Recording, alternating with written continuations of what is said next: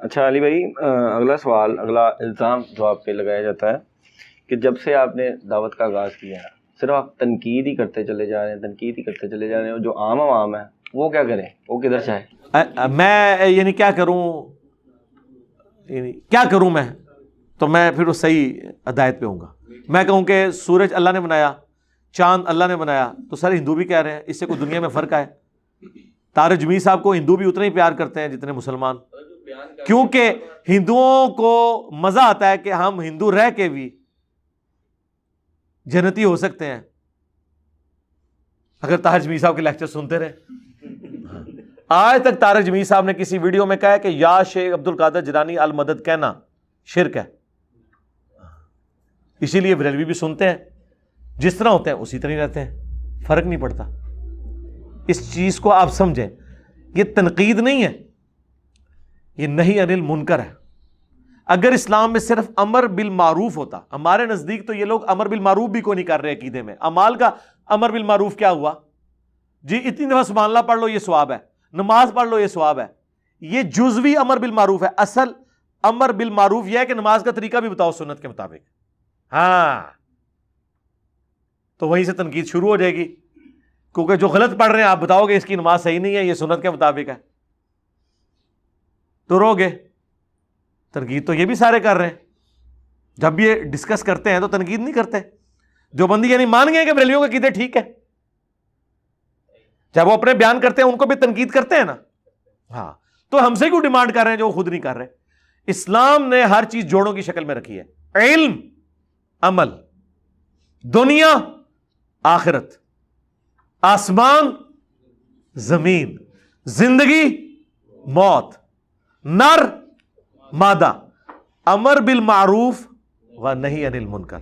پرندے کے بھی دو پر ہوتے ہیں، ایک پر سے نہیں اڑ سکتا. اور قرآن میں زیادہ زور نہی عن المنکر پہ ہے. کیوں؟ یہ زیادہ مشکل کام ہے. وہ مسلم کی حدیث پھر کہاں جائے گی کہ جو کوئی برائی دیکھے وہ ہاتھ سے روکے، ہاتھ سے نہیں روک سکتا تو زبان سے روکے، یعنی تنقید کرے. برائی کو روکنے کے لیے تنقید ہی کرنی پڑے گی نا.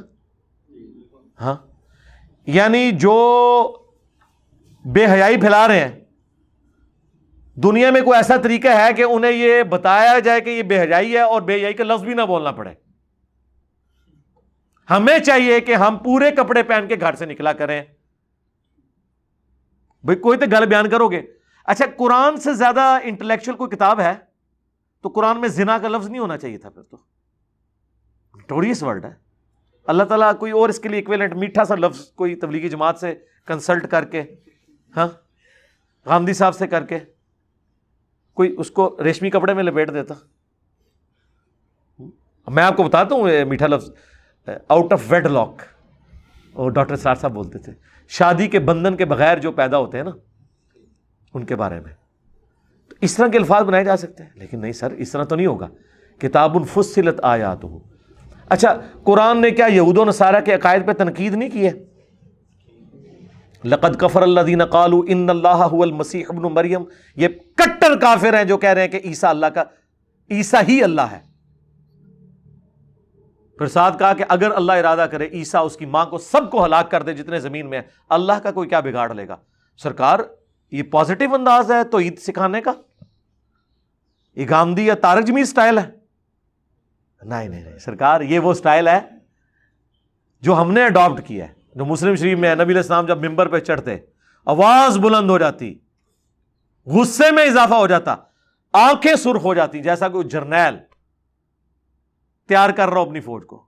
آپ کیا سمجھتے ہیں میں گھر میں جب بیٹھا ہوتا ہوں تو میں اپنی بیوی سے روٹی اسی انداز میں مانگتا ہوں جس طرح میں تقریر کر رہا ہوں؟ پھر ٹائم قیامت آ کے مجھے روٹی نہیں سے ملنی.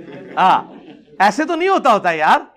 گفتگو کا سٹائل اور ہوتا ہے، ممبر کی ریکوائرمنٹ اپنی ہوتی ہے، ٹھیک ہے، تقریر کا اپنا ایک ہوتا ہے. اور سرکار دیکھیں دنیا میں تبدیلی پھر اسی سٹائل سے ہی آتی ہے، اور یہ سنت سٹائل ہے نبی الاسلام کا، اللہ کا. تنقید برائے اصلاح ہونی چاہیے، تنقید برائے تنقید نہیں ہونی چاہیے.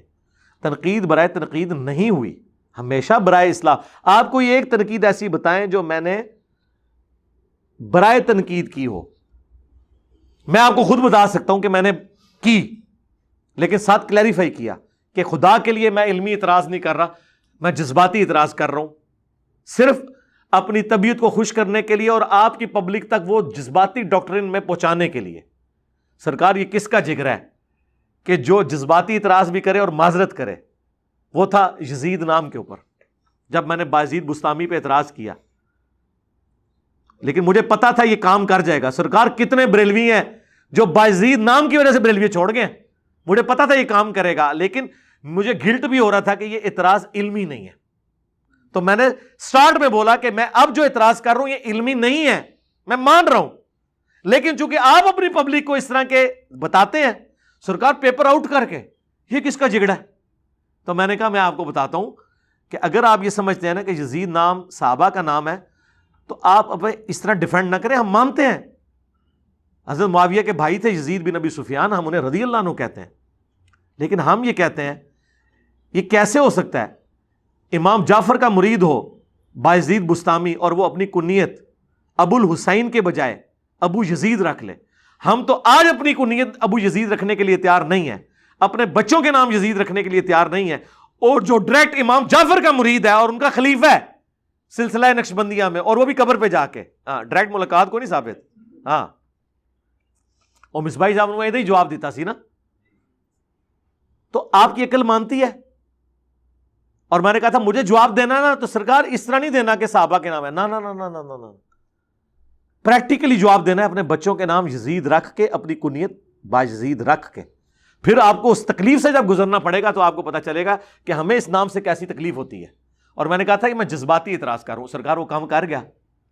وہ ایک گجر خان کے بھائی آئے تھے لائیو سٹوری میں، کٹر ٹی ایل پی کے تھے، انہوں نے یہ بازید والا لکھا. ان کا یار میں نے کبھی سوچے نہیں ہے، میں نے اپنے علماء سے کہا یہ ابو یزید کیوں کنیت رکھی ہے.